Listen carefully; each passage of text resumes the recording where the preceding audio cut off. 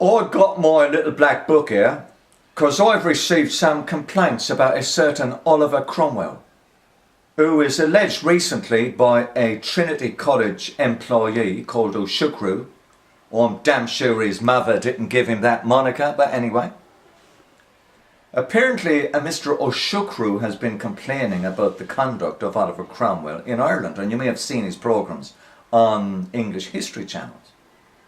Now, there are 8 points of complaint I have about that programme. It will be valuable for you sitting at home to remember these 8 points.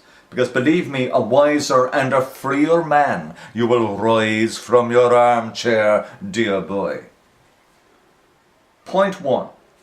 These barbarous wretches.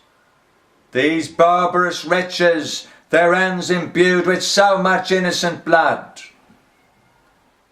Professor Seamus Dean of UCD had to apologise to Oliver Cromwell, personally, in print, for having alleged that these words refer to civilians in Drogheda. They don't. When we look at the original letter, they refer to 400 English-speaking yeomen whom Cromwell came across in Drogheda, and whose crime was so barbarous, he deported them to Jamaica, to a fate worse than death.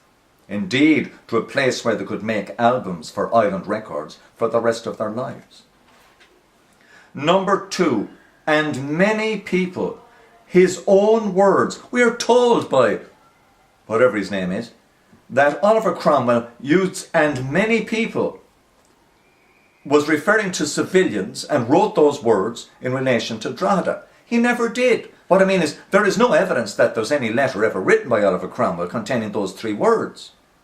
Those words do appear in a parliamentary report, at the very end of a very long list that Cromwell had sent in a previous letter. He's very unlikely to have written out in longhand that list and then stuck this in at the end, at any point. There's no evidence, as Carlyle pointed out around the 1850s, Cromwell ever wrote those words. I think O'Shukru should have pointed that out. Number 3, 1,000 of their people in St. Peter's. In St. Peter's Church, 1,000 individuals did indeed exist at one stage. But since there were 3,500 soldiers inside the town, getting 1,000 into the church was not that difficult. The only evidence we get from the time is that people who are male and who shout out in English, "Confound me, confound me, I burn, I burn." That did happen, but there's no evidence they were civilians. The word is ambiguous. Oh yeah, Wexford. Some guy with an Irish accent and a Fianna Fáil head in him, and says that guy votes Fianna Fáil. You can tell by the look of him. Made out that Cromwell could have stopped some slaughter in Wexford.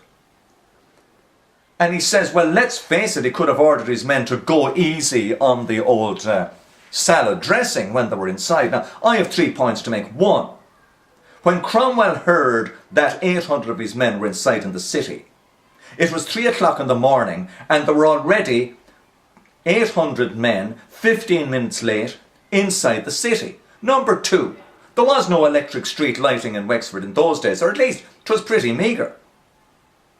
How were his men supposed to do anything other than fire blindly when they were blocked in the main street with cannon firing at them down the main street and muskets firing at them from windows around? They could have been slaughtered the same as in Clonmel.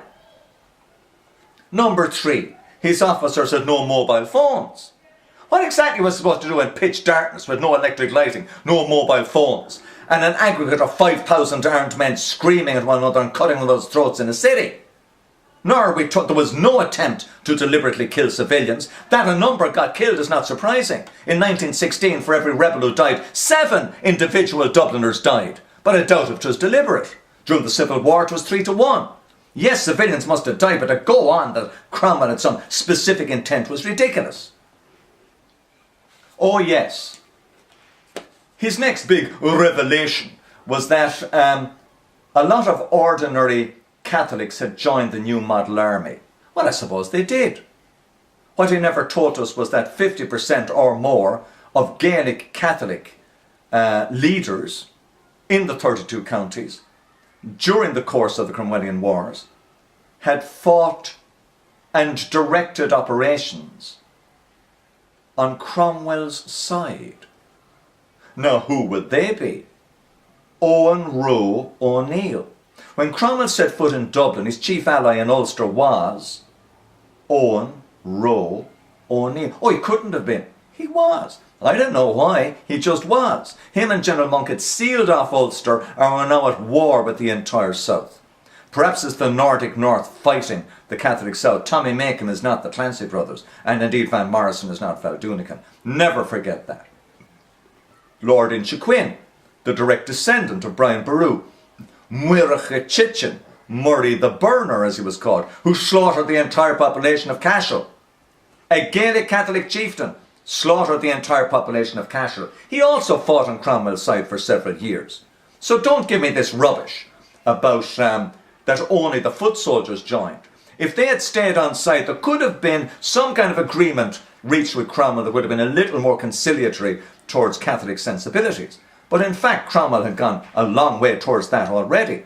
None of these particular paradoxes was ever mentioned in the course of that programme. I will sum it up by simply saying Cromwell arrived on the 11th of September 9/11 in 1649, 9 years into the modern world. He invented the modern world in 1641 by inventing a free press, by inventing newspapers, by cancelling censorship, etc.